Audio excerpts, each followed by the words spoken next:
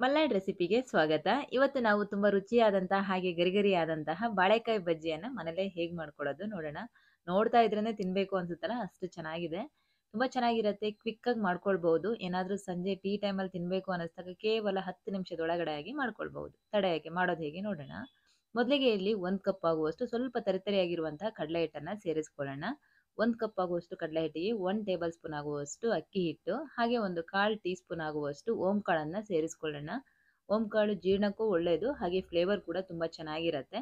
ಈ ರೀತಿ ಕೈಯಲ್ಲಿ ಸ್ವಲ್ಪ ಉಜ್ಜಿಬಿಟ್ಟು ಹಾಕ್ಕೊಳ್ಳಿ, ಫ್ಲೇವರ್ ಚೆನ್ನಾಗಿ ಬಿಟ್ಕೊಳ್ಳತ್ತೆ. ತದನಂತರ ಇದಕ್ಕೆ ಒಂದು 1/4 ಟೀ ಸ್ಪೂನ್ ಆಗುವಷ್ಟು ಅರಿಶಿಣದ ಪುಡಿ, ಹಾಗೆ ಖಾರಕ್ಕೆ ಎಷ್ಟು ಬೇಕೋ ಅಷ್ಟು ಅಚ್ಕಾರದ ಪುಡಿ ಹಾಕೊಳ್ಳಿ. ನಾನೊಂದು ಅರ್ಧ ಟೇಬಲ್ ಸ್ಪೂನ್ ಹಾಕ್ಕೊಂಡಿದ್ದೀನಿ. ಹಾಗೆ ರುಚಿಗೆ ಎಷ್ಟು ಬೇಕೋ ಅಷ್ಟು ಉಪ್ಪನ್ನು ಕೂಡ ಸೇರಿಸ್ಕೊಂಡು ಇದಕ್ಕೆ ಒಂದು 2 ಚಿಟಿಕೆ ಆಗುವಷ್ಟು ಅಡಿಗೆ ಸೋಡಾ, ಹಾಗೆ ಅರ್ಧ ಟೇಬಲ್ ಸ್ಪೂನ್ ಆಗುವಷ್ಟು ಕಾದಿರುವಂತಹ ಎಣ್ಣೆಯನ್ನು ಸೇರಿಸ್ಕೊಳ್ತಾ ಇದ್ದೀನಿ. ಕಾದಿರೋ ಎಣ್ಣೆ ಸೇರಿಸ್ಕೊಳ್ಳೋದ್ರಿಂದ ಎಣ್ಣೆ ಹೀರ್ಕೊಳ್ಳೋದಿಲ್ಲ, ಹಾಗೆ ಗರಿಗರಿಯಾಗಿ ಬರುತ್ತೆ. ನೀವು ಎಣ್ಣೆ ಕಾಯ್ಲಿಕ್ಕೆ ಒಂದು ಕಡೆ ಇಟ್ಕೊಳ್ತೀರಾ, ಹಾಗೆ ಇನ್ನೊಂದು ಕಡೆ ಹಿಟ್ಟು ಕಲಿಸ್ತಾ ಇರ್ತೀರಲ್ವಾ, ಸೊ ಅದೇ ಎಣ್ಣೆಯಲ್ಲಿ ಒಂದು ಅರ್ಧ ಟೇಬಲ್ ಸ್ಪೂನ್ ಆಗುವಷ್ಟು ಎಣ್ಣೆ ತೆಕ್ಕೊಂಡು ಹಾಕಿ ಈ ರೀತಿ ಡ್ರೈ ಪದಾರ್ಥವನ್ನೇ ಒಂದ್ಸರಿ ಮಿಕ್ಸ್ ಮಾಡಿ, ತದನಂತರ ಸ್ವಲ್ಪವಾಗಿ ನೀರು ಹಾಕ್ಕೊಳ್ತಾ ಈ ರೀತಿ ಮಿಕ್ಸ್ ಮಾಡ್ಕೊಳ್ಳಿ, ಹಿಟ್ಟನ್ನು ಕಲಿಸ್ಕೊಳ್ಳಿ. ಒಂದೇ ಸರಿ ಕಲಿಸ್ಕೊಳ್ಳೋಕೆ ಹೋಗಬೇಡಿ.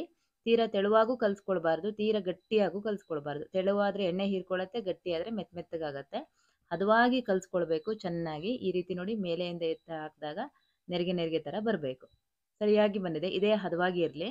ಇವಾಗ ಹಿಟ್ಟು ಕಲಸಿರೋದಾಯಿತು, ಇದನ್ನ ಪಕ್ಕದಲ್ಲಿ ಇಟ್ಕೊಳ್ಳಿ. ಇವಾಗ ಬಾಳೆಕಾಯನ್ನು ಹೆಚ್ಕೊಳ್ಳೋಣ. ನಾನಿಲ್ಲಿ 2 ಬಾಳೆಕಾಯನ್ನು ತೊಗೊಂಡಿದ್ದೀನಿ. ಸೈಡ್ ಭಾಗವನ್ನು ಈ ರೀತಿ ತೆಕ್ಕೊಳ್ಬೇಕು.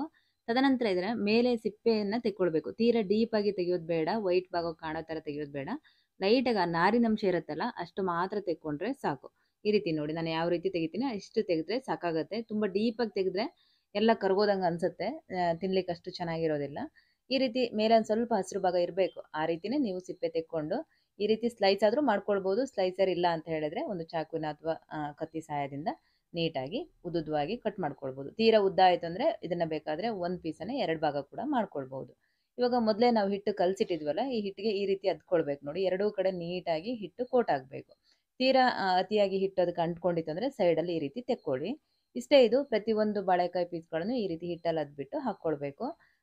ಮೊದಲೇ ಎಣ್ಣೆ ಕಾಯ್ಲಿಕ್ಕೆ ಇಟ್ಟಿದ್ದೆ. ಎಣ್ಣೆ ಚೆನ್ನಾಗಿ ಕಾದಿರ್ಬೇಕು ನೋಡಿ. ಸ್ವಲ್ಪ ಹಿಟ್ಟು ಹಾಕಿದಾಗ ತಕ್ಷಣಕ್ಕೆ ಮೇಲೆ ಬರಬೇಕು. ಇವಾಗ ಎಣ್ಣೆ ಚೆನ್ನಾಗಿ ಕಾದಿದೆ. ತದನಂತರ ಒಂದೊಂದೇ ಬಾಳೆಕಾಯಿ ಪೀಸನ್ನು ಹಿಟ್ಟಿಗೆ ಅದ್ಬಿಟ್ಟು ಈ ರೀತಿ ಒಂದು ಬಾಣಲಿಗೆ ಎಷ್ಟು ಹಿಡಿಸುತ್ತೋ ಅಷ್ಟು ಹಾಕ್ಕೊಳ್ಳಿ. ಜಾಸ್ತಿ ಹಾಕ್ಕೊಳ್ಬಾರ್ದು, ಎಣ್ಣೆ ತಣ್ಣಗಾಗೋಷ್ಟು ಹಾಕ್ಕೊಳ್ಬಾರ್ದು. ಎಷ್ಟು ಹಿಡಿಸುತ್ತೋ ಅಷ್ಟು ಮಾತ್ರ ಹಾಕ್ಕೊಳ್ಳಿ. ನಾನು ಮೂರೇ ಹಾಕಿಬಿಟ್ಟು ಕರಿತಾ ಇದ್ದೀನಿ, ಯಾಕಂದ್ರೆ ದೊಡ್ಡದಾಗಿರೋದ್ರಿಂದ ಬಾಳೆಕಾಯಿ ಪೀಸ್ಗಳು ಸ್ವಲ್ಪ ಎಣ್ಣೆ ಇಟ್ಕೊಂಡಿರೋದ್ರಿಂದ 3 ಪೀಸನ್ನು ಹಾಕಿ ಕರಿತಾ ಇದ್ದೀನಿ. ತೀರಾ ಜಾಸ್ತಿ ಹಾಕಿದರೆ ಎಣ್ಣೆ ತಣ್ಣಗಾಯ್ತು ಅಂದರೆ ಮೆತ್ತಗಾಗಿ ಹೋಗ್ಬಿಡುತ್ತೆ, ಹಾಗೆ ಎಣ್ಣೆ ಜಾಸ್ತಿ ಹೀರ್ಕೊಳ್ಳುತ್ತೆ. ಆ ಕಾರಣಕ್ಕೆ ಸ್ವಲ್ಪವಾಗಿ ಹಾಕಿಬಿಟ್ಟು ಎಣ್ಣೆ ಸ್ವರ ಕಂಪ್ಲೀಟಾಗಿ ನಿಂತ ಮೇಲೆ, ಈ ಬಣ್ಣ ಬಂದ ಮೇಲೆ ತೆಕ್ಕೊಳ್ಬೇಕಾಗುತ್ತೆ. ನೋಡಿ ಎಷ್ಟು ಚೆನ್ನಾಗಿ ಬಂದಿದೆ. ಕೊನೆಗೆ ಮತ್ತೆ ಹಾಕಬೇಕಾದ್ರೂ ಅಷ್ಟೇ, ಎಣ್ಣೆ ಚೆನ್ನಾಗಿ ಕಾಯಿಸ್ಬಿಟ್ಟು ಫ್ಲೇಮನ್ನು ಮೀಡಿಯಮಲ್ಲಿಟ್ಟು ಒಂದೊಂದೇ ಹಿಟ್ಟಲ್ಲಿ ಅದ್ಬಿಟ್ಟು ಬಾಳೆಕಾಯಿ ಪೀಸನ್ನು ಹಾಕ್ಕೊಂಡು ಕರೆದ್ಬಿಟ್ಟು ತೆಕ್ಕೊಂಡ್ರೆ ಆಯಿತು. ಸಿಂಪಲ್ ಅಂದರೆ ಸಿಂಪಲ್ ಅಲ್ಲ, ನೋಡ್ತಿದ್ದಂಗೆ ಮಾಡ್ಬೋದು. ಕಾಫಿ ಆಗೋದ್ರೊಳಗೆ ಅಥವಾ ಕಾಫಿ ಅಥವಾ ಟೀ ಆಗೋದ್ರೊಳಗೆ ನಾವು ಬಾಳೆಕಾಯಿ ಬಜ್ಜಿಯನ್ನು ಮಾಡ್ಕೊಳ್ಬೋದು.